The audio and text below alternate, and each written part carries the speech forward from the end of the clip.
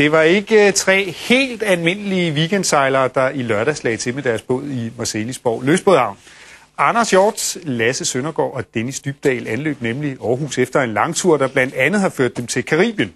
En tur, der havde varet i godt et år, og naturligvis budt på et hav af oplevelser.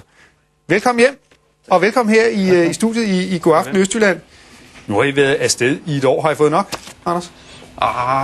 Altså lige til det første der, men en uges tid efter man kommer hjem, tror jeg, der vil vi begynde at få lyst til at komme afsted igen. Hvad siger du, Lasse? Har du fået nok? Jeg vil da tro, jeg har fået nok for en tid, men og jeg føler for så vidt heller ikke helt, at jeg er kommet hjem endnu. Tankerne er... Har I stadigvæk søben? Faktisk ikke. Jeg synes ikke, jeg har. Det har ikke været. Men det har vi haft undervejs. Ja. Og hvad siger du, Dennis? Et år til søs? Ja, det er dejligt at komme hjem, jo. Helt sikkert til familie og til børn og sådan nogle ting. Så nej, jeg synes, det har været nok nu her, og så må vi se, hvad det næste eventyr bliver. Hvad har familierne sagt til at skulle undvære jer så længe, og kærester? Altså, jeg synes, der har været forbavsende stor opbakning til det projekt. Det har været rigtig godt med familie og venner, og det er så dem, Lasse og Dennis, der er kærester, men så det må de jo tale for. Mm-hmm. Ja. Har I savnet pigerne? Ja, meget. Og jeg går også ud fra det gensidigt. Jeg har ikke mødt modstand fra min kæreste, men jeg har selvfølgelig godt kunne mærke, at hun ikke synes, det var verdens bedste idé umiddelbart, men hun har været god i det, og har bakket mig op i det. Så det har været helt fantastisk. Ja, okay. I har taget en masse billeder undervejs, og jeg synes, vi skal prøve at se nogle af dem. Der kommer lige sådan et lille slideshow, som det hedder her. Og der er vi jo til søs, og det kunne godt være under sådan en hjemlig himmelstrøg. Kan I lige sige et par få ord om båden? Altså, det er jo en 42-fods stålbåd. Sejlbåd? Sejlbåd, ja. Meget solidt bygget. Den er perfekt til det formål. Og det billede, der var lige før, det var fra Biscayen, og det er også fra Biscayen, hvis jeg ikke husker forkert. Med delfiner? Ja, med delfiner, ja. The usual suspects, de er der stort set hver dag. The usual suspects? Ja. Hvordan generelt, da I kom rundt? I må jo have fået nogle fantastiske naturoplevelser derude på havet. Hvordan har det været? Altså, billederne, de siger jo lidt om, hvordan det har været, ikke? Og meget varierende, vil jeg sige. Naturen og klimaet har været meget varierende, men fantastisk. Fantastisk. Hvem er egentlig kaptajn, når I sådan sejler? Det er jeg, selvom jeg har mindst skæg lige nu, men det var egentlig en titel, vi valgte, og vi havde fået rådet os til, at vi skulle vælge, hvem der var kaptajn, hvis vi kom i en situation, hvor vi skulle tage en beslutning uden at være enige. Og vi har ikke rigtig haft den situation, faktisk. Der har ikke været sådan en anløb til mytteri undervejs? Nej, der har været lidt gnidninger, men altså, det er jo en lille båd, og man kan ikke bare gå fra den, når man er på de lange stræk. Så selvfølgelig har der været noget, men... Og der var et billede her af en hval. Jeg har jo læst sådan nogle beretninger med folk på langfart, der fortæller, at lige præcis hvaler faktisk godt kan udgøre en sikkerhedsfare, når man sejler sådan en lystbåd. Ja. Havde I nogle oplevelser af den karakter? Nej, vi har kun set dem på afstand som en flot oplevelse. Men vi har da talt med andre, som er kommet til at sejle på en, og som mistet båd på det.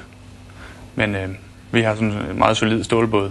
Det er blandt andet derfor, vi valgte det. For hvis vi sejler ind i container eller hvaler eller sådan noget, så vil vi have en større chance for at komme godt fra det. Ja.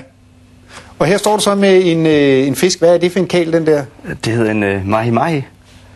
Den har faktisk 7 navne. Ja. På dansk vil man nok kalde den en guldmakrel. Ja. Og dem har vi fanget rigtig mange af. Ikke helt i den størrelse. Det er en wahoo. Og en? Wahoo. Wahoo, som ligner en gede, synes jeg lidt.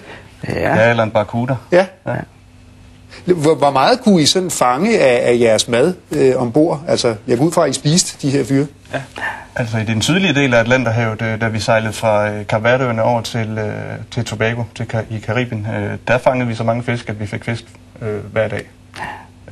Vi spiste faktisk ikke rigtig kød. Altså vi holdt op med at fiske, når vi fangede dagens fisk. Ja. Det her er så en lidt speciel fisk. Ja. Hvad er det? Ikke en fisk. Nej. Vi smagte ikke selv, men det var rundt på nogle af øerne, der levede mange af de der... Er det en liguan? Det er varan. Varan, ja. Iguaner hedder det. Og de fanger dem op i træerne, og så spiser dem til sydenlandet. Men vi fandt ikke steder, hvor vi kunne smage dem selv. Det var de meget lokale, der gjorde det. De siger mere som kylling. Ja. Som kylling? Ja. Okay. Den tur, I har været på her, men det er jo sådan noget, som alle store drenge drømmer om at tage afsted med en god kammerat i lang tid på verdenshavene. Hvad er det, der har gjort, tror I, at I har realiseret den drøm? Der er flere aspekter i det, og I må lige bakke op omkring det. Først og fremmest, det er et rigtig godt venskab. Og at vi så har været i stand til at skabe en fælles drøm. Opbakning, langturssejlerne, en forening, har helt klart hjulpet os rigtig meget. Det skal være fremhævet til dem, der har lyst til at gøre det, i hvert fald langturssejlerne. Hvad er det, de kan give af god rådgivning? Jamen, de kan give 25 års erfaring i at sejle på verdenshavene, så man får at vide, hvad der virker og hvad der ikke virker, og folk har prøvet forskellige ting, ruter, timing, tid, økonomi, forsikring, alt kan de hjælpe en med. Så ftlf.dk, der kan man finde. Det råd er hermed givet videre. Ja, det er godt. Ja. Og det er også dem, der, som man kan sige, det har været dem, der sådan har påskyndet, at vi skal bare komme afsted.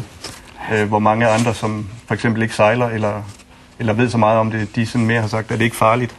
Og det har jo vist sig, efter vi er kommet hjem, at det er ikke farligt. Vi har ikke rigtig følt, at vi har været i en situation, hvor vi sådan har været i risiko for at komme til skade. Har der været noget tidspunkt undervejs, da I har siddet derude på havet, mutters alene, om man så må sige, sammen med dine 2 nærmeste kammerater, hvor I har tænkt, havde jeg da bare blevet hjemme?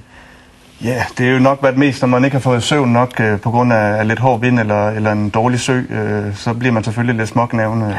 I hvert fald for mit vedkommende, så vil man gerne være et andet sted. Men det går over igen, og det er godt vejr, og man ser nogle delfiner om morgenen. Og hvad siger I? Nu var det jo Lasse, der var skipper.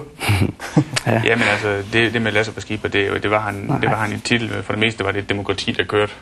Og jeg synes, som han siger også, at det er nogle gange så er det lige lidt hårdt, men så bagefter, så tænker man, det var da helt fantastisk, at vi kommer afsted, fordi så kommer solen frem, eller vi fanger en fisk, eller der sker et eller andet godt igen.